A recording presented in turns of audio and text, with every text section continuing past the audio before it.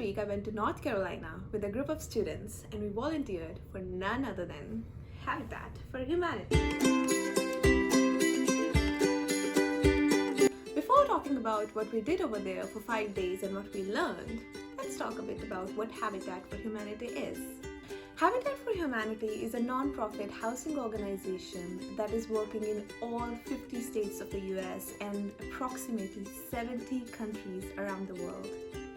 They provide mortgages to the deserving families without charging any profit. It means that they only charge them overspent on the construction or renovation of any project. I was literally surprised to see how much people donate.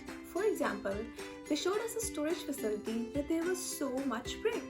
And they told us that a company donated this brick to them for their projects and now they have enough brick for next 30 years. Whirlpool donate refrigerators for different projects. People volunteer on their sites, and these are some of the ways that help them reduce costs of different projects. And this brings to our experience of volunteering with them. So we volunteered for Monroe chapter of Habitat for Humanity. We worked on 3 different construction sites over the course of 5 days. We started our journey from East Lansing to Monroe on March 1st, Sunday at 4:30 a.m. It was a 14-hour journey. We took a couple of bathroom breaks and we were there at 6:30 p.m. They had made arrangements for our stay at a restore.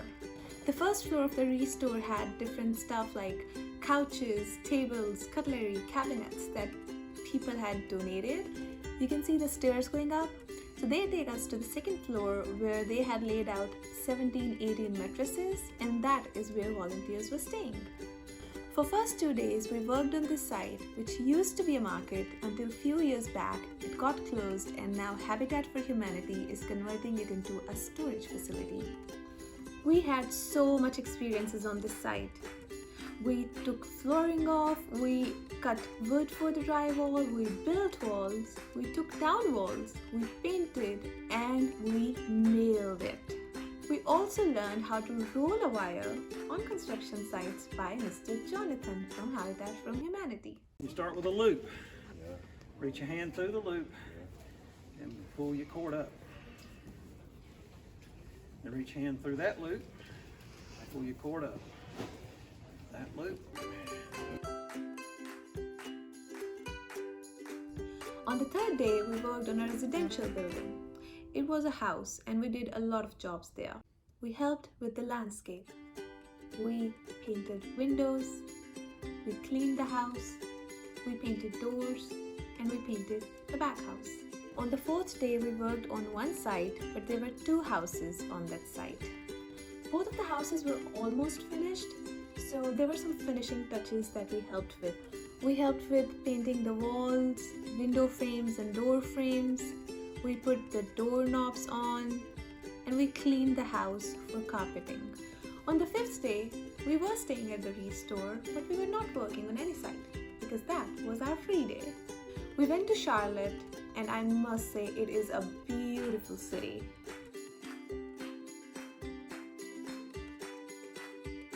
I liked a lot of stuff in the city, but I just loved this French bakery.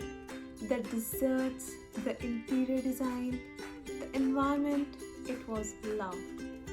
By the end of that day, our journey with Habitat for Humanity came to an end. Next morning, we started our journey back home. We started at 4:30 a.m. and we were home at 5:30 p.m. I learned a lot from this experience. And the first thing that it taught me was teamwork. I was staying with students, I was working with them, I was eating with them, and we all had same goal for each day.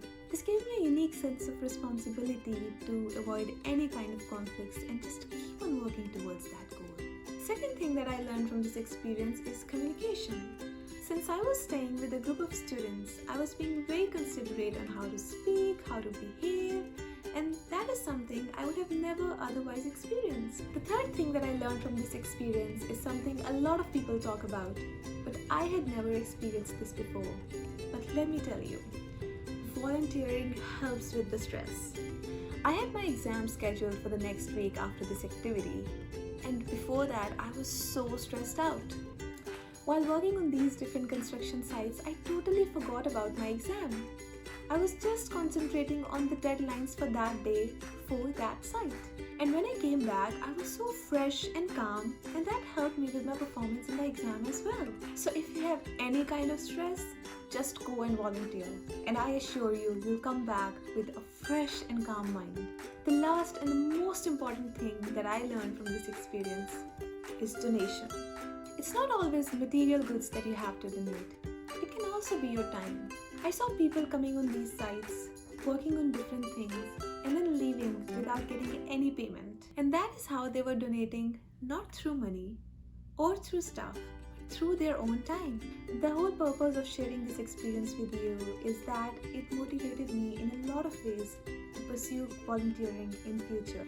And I just hope it motivates someone out there to start volunteering as well.